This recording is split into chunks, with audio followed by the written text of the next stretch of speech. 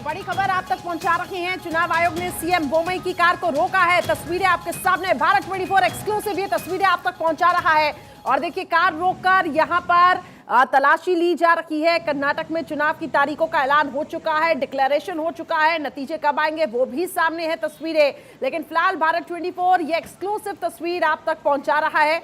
चुनाव आयोग ने सीएम बोमई की कार को रोका है और फिलहाल तलाशी ली जा रही है। तलाशी जांच यहां पे दरअसल की जा रही होगी। हालांकि जो प्रोटोकॉल्स हैं उसके तहत यहां पे कार को रोका गया। और इसके बाद देखिए, अब यहाँ पर जो पुलिस की जो भारी आप देख पा रहे होंगे टीम, दरअसल वो यहाँ पर पहुंची और पीछे कार की डिग्गी को खोला गया और वो तस्वीरें भारत 24 आप तक पहुंचा रहा है। हालांकि कुछ यहाँ पे जैसा कि तस्वीरों में देखने को मिल रहा है कि कार की डिग्गी को खोलकर कुछ यहाँ पे तलाश किया जा रहा है, कुछ जांच यहाँ पे हो रही है। कर्नाटक में इलेक्शंस डेट का डिक्लेरेशन, वहीं दूसरी तरफ नतीजे कब आएंगे उन तारीखों का भी ऐलान हो चुका है। सिंगल फेज में वोटिंग होनी है। 224 सीटों पर कार रोककर सीएम बोमई की कार की जांच की गई है। तो भारत 24 ये एक्सक्लूसिव तस्वीर आप तक पहुंचा रहा है। चुनाव आयोग ने सीएम बोमई की कार को रोका और देखिए किस तरीके से बड़ी संख्या में जो पुलिस की जो टीम है, 7 से 8 लोगों की, ये यहाँ पर पहुंचती है। सीएम का जैसे ही ये काफिला रुका, इसके बाद कार की डिग्गी को खोला गया और यहाँ से तलाशी ली गई है। कार रोककर सीएम बोमई की कार की यहां पे जांच हुई। तो कर्नाटक में सीएम की कार की तलाशी, भारत 24 एक्सक्लूसिव ये तस्वीरें आप तक पहुंचा रहा है।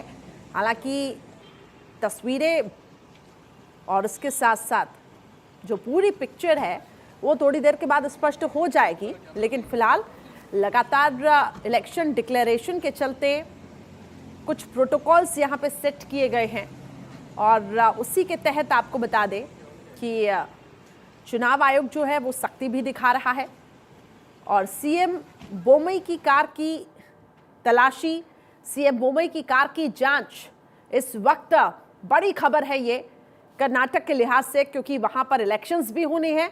ऐसे में चुनाव आयोग ने कई जो नियम कायदे बनाए हैं उस पर चुनाव आयोग की जो टीम है, जो निर्देश यहाँ पे दिए गए हैं उस पर सख्ती भी बढ़ती जा रही है। लेकिन दूसरी तरफ सीएम बोमई की कार को रोकना, ये काफिला रुका और उसके बाद कार की तलाशी ली गई। ऐसे में अब सवाल कई खड़े हो रहे हैं। फिलहाल भारत 24 ये एक्सक्लूसिव तस्वीर आप तक पहुंचा रहा है। सीएम बोमई के काफिले को रोका गया, कार की यहां पे तलाशी ली गई। कुछ 7 से 8 पुलिस की टीम के साथ जो मेंबर्स हैं वो कार की डिग्गी को खोलते हुए, कुछ यहां पे चेक करते हुए दिखाई दे रहे हैं। तो चुनाव आयोग ने इलेक्शंस को लेकर सख्ती बढ़ती हुई है। ऐसे में जांच लगातार की जा रही है हर आने जाने वाली गाड़ियों पर भी। लेकिन सीएम बोमई की कार को जब यहां पे रोका गया, तलाशी ली गई, ऐसे में कई सवाल यहां पे खड़े हो रहे हैं।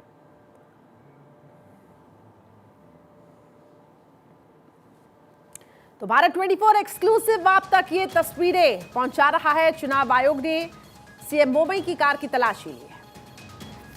इस वक्त हमारे साथ कंसल्टिंग एडिटर अमित मिश्रा जी जुड़ चुके हैं। अमित जी, तस्वीरें मिल रही हैं जहां पे सीएम बोमई के काफिले को रोका जाता है, कार की डिग्गी को खोला जाता है। 7 से 8 यहां पे मेंबर्स होते हैं पुलिस के और उसके बाद तलाशी ली जाती है। क्या समझा जाए इन तस्वीरों से? करिश्मा, देखिए, जिस दिन से चुनाव आयोग की प्रेस कॉन्फ्रेंस होती है, किसी भी राज्य या देश में चुनाव की तिथियों की घोषणा होती है, उस दिन से उस राज्य में कोड ऑफ कंडक्ट लग जाता है।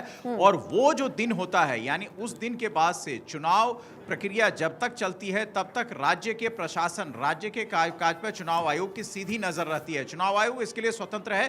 किसी की भी कार, किसी का भी हेलीकॉप्टर कहीं उतरते वक्त या जाते वक्त रोक सकती है। इसके पहले भी कई ऐसे उदाहरण हुए हैं। रामविलास पासवान की गाड़ी रोकी गई थी जब वो मंत्री थे बिहार में।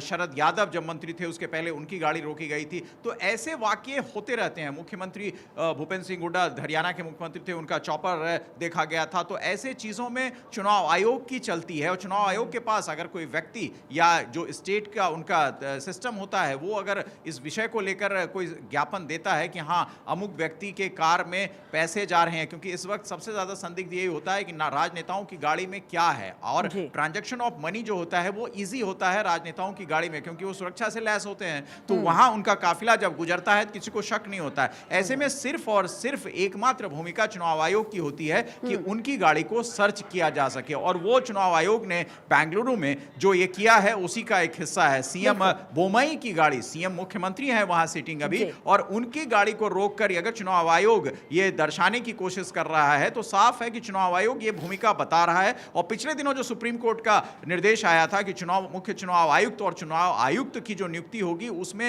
एक तरीके से सीबीआई वाली प्रक्रिया चुनी जाएगी, तो वो असर भी लगता है कि दिख रहा है। और चुनाव आयोग के ऊपर जो सवाल बार बार उठते हैं राजनीतिक दबाव में काम करने के, उससे भी चुनाव आयोग अपने आप को हटाना चाहता है। और पूरी ट्रांसपेरेंसी कैसे सिस्टम में आती है, ये सीएम की कार को ही जब रोक लिया गया तो चुनाव आयोग के ऊपर अब कोई ऐसे सवाल उठ नहीं सकते, कांग्रेस या जेडीएस ऐसा उठा नहीं सकती, ये दिखाने का भी एक प्रयास है। बिल्कुल, जो प्रोटोकॉल दरअसल चुनाव आयोग की तरफ से सेट किए गए हैं उसी का ही पालन हो रहा है। जो सख्ती, जो नियम कायदे बनाए गए हैं, अमित जी एक नजीर यहां से भी पेश करने की कोशिश, चाहे आम हो चाहे खास, लेकिन जो प्रोटोकॉल्स है, जो रूल्स है, उसका पालन तो जरूर होगा।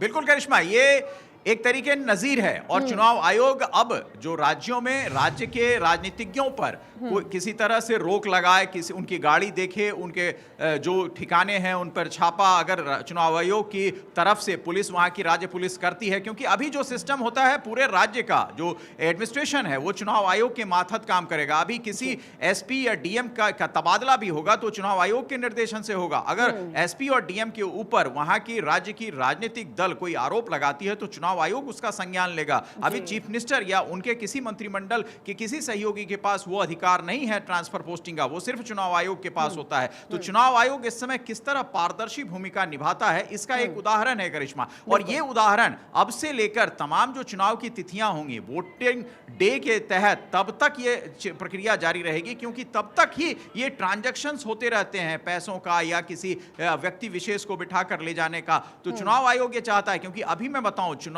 पहले ही सुप्रीम कोर्ट की तरफ से निर्देश है कि कोई रेड बैकग्राउंड नहीं लगाएगा, या लाल बत्ती जो मुख्यमंत्री या किसी अन्य व्यक्ति के वीआईपी के गाड़ी पे होती है वो नहीं लगती है, लेकिन जो उनका स्कॉट चलता है, जो पुलिस उनको सुरक्षा देती है, सिर्फ वही आगे सिर्फ स्कॉट में रेड बैकग्राउंड का इस्तेमाल कर सकती है, उसके अलावा कोई गाड़ी नहीं लगा सकती है। अगर लगाए तो वो चुनाव आचार संहिता का उल्लंघन माना जाता है। ये छोटी छोटी चीजें भी चुनाव आयोग अपने नजर पे रखता है। और निश्चित तौर पर जो चीफ मिनिस्टर बोमई की गाड़ी रोकी गई है वो एक नजीर है चुनाव आयोग की तरफ से कि अब ऐसे सर्च किसी एक के साथ हो सकते हैं और वो एक सतर्कता के तहत राजनेता चले।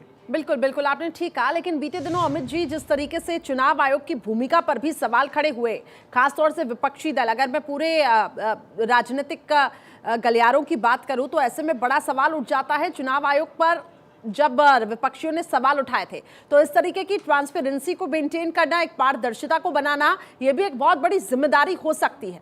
बिल्कुल करिश्मा, और उसी जिम्मेदारी, क्योंकि मैंने आपको बताया और आपने भी उसका जिक्र किया कि चुनाव आयोग के ऊपर भी एक दबाव होता है, क्योंकि अपनी छवि साफ करना, चुनाव आयोग एक स्वायत्त संस्था है, भारतीय संविधान के तहत तो उनका सब कुछ अलग है और उनके फैसले उनके खुद के फैसले होते हैं जो भारतीय संविधान उनको अधिकार देता है। तो जाहिर सी बात है ऐसी संस्था जिनके ऊपर कोई हस्तक्षेप न हो और उस पर अगर राजनीतिक हस्तक्षेप का आरोप लगता है तो उस संस्था को अपनी स्वायत्तता बचाने के लिए, अपनी गरिमा बचाने के लिए कुछ ना कुछ करना पड़ता है। और ये वैसा ही उदाहरण है जिसमें चुनाव आयोग ये बताने की पर्याप्त कोशिश कर रहा है कि हमने मुख्यमंत्री, सीटिंग मुख्यमंत्री के ही गाड़ी को रोक लिया, तो ये किसी के दबाव में नहीं रोका। अगर किसी का दबाव होता, केंद्र सरकार का दबाव होता, राज्य सरकार का दबाव होता, तो फिर मुख्यमंत्री की गाड़ी रोकने की हिम्मत नहीं थी अधिकारियों में, क्योंकि चुनाव आयोग के पास भी तो वही अधिकारी काम कर रहे हैं जो एडमिनिस्ट्रेशन में, प्रशासन में मुख्यमंत्री के अंदर काम कर रहे हैं अभी फिलहाल, तो उनकी निगरानी में तो ये हो रहा है। लेकिन अगर रोका गया तो ये आयोग के आदेश से था। आयोग की पारदर्शिता इसमें दिखती है।